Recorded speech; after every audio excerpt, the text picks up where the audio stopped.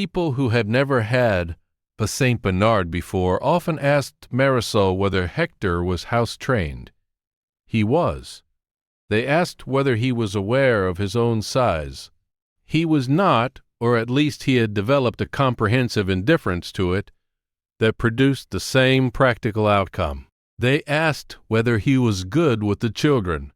He was good with the children in the specific way that means something has quietly reorganized its entire existence around the children and regards their well-being as the primary activity of its life.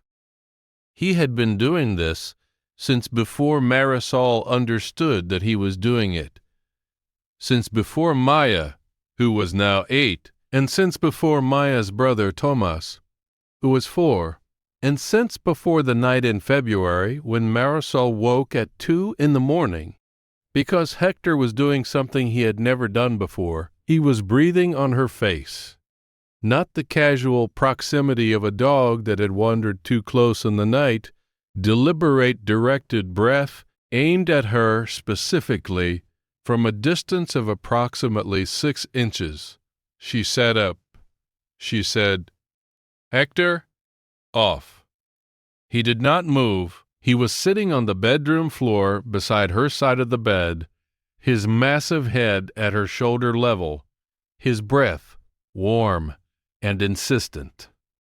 He made a sound, not quite a bark, not quite a whine, something between them, a sound she had not heard from him before. She said, "What is it? If you stay for stories about what animals sense before we do, you are in the right place. Subscribe so you do not miss the next one." She got up and followed him. Because she had been following Hector's silent communications for 4 years and had learned that when he moved towards something specific, he was usually correct about it. He went to Tomas's room. He went to the crib. Tomas had recently graduated from the crib and was now in a toddler bed, but Marisol still thought of it as the crib space and stood beside the bed looking at the boy. She reached down and put her hand on Tomas's head. The heat hit her palm before she completed the motion. She did not need a thermometer to know it was high. She got one anyway. 103.8. Tomas was asleep, which was not unusual, and his breathing was fast, which was the thing she would have noticed if she had come to check on him. Hector was standing beside the bed with his head at the level of Tomas's pillow. She woke her husband. He came in and they took Tomas's temperature again and discussed whether to go in.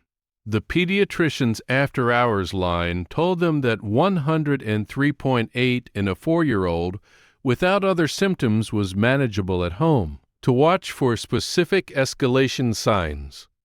To bring him in the morning. Tomas was fine. He had a standard viral infection that peaked in 3 days and resolved completely. The 103.8 fever came down with ibuprofen within an hour of her finding it. He woke the next morning complaining of a sore throat and asking for ice cream. What Marisol thought about after was not the fever. It was the timeline. Has your dog ever done something that made no sense until it was the only thing that made sense? Tell us in the comments.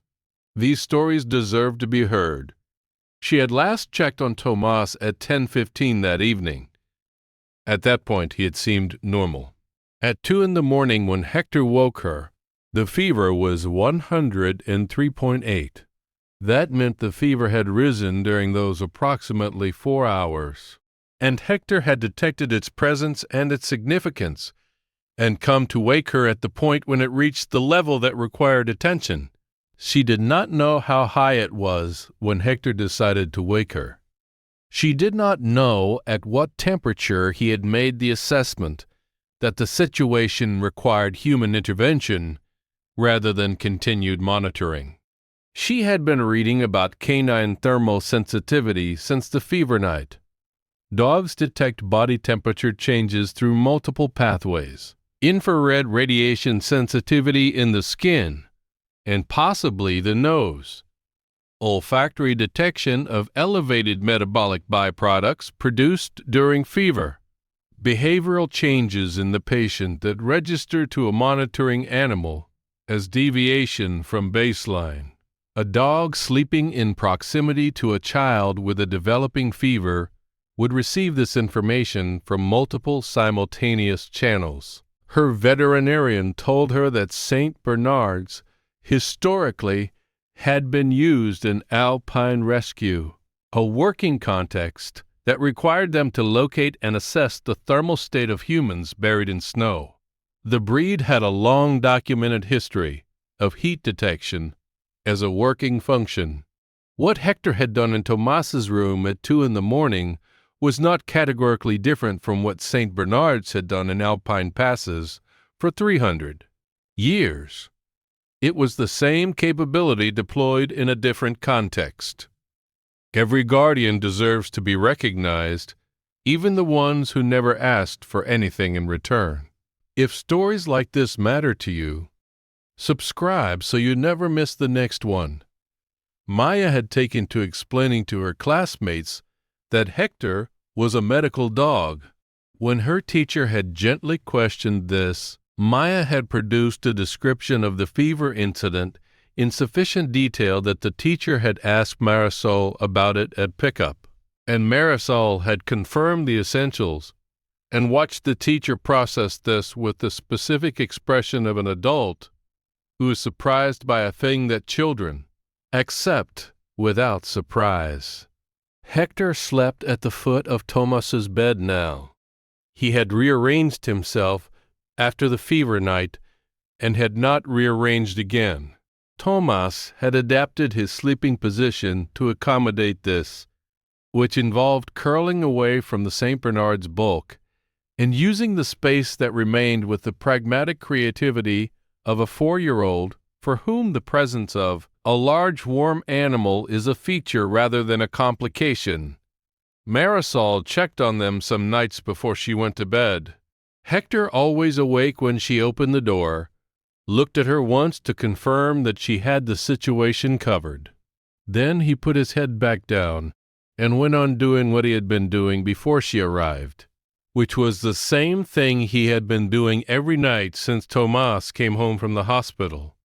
She had never needed to ask what that was.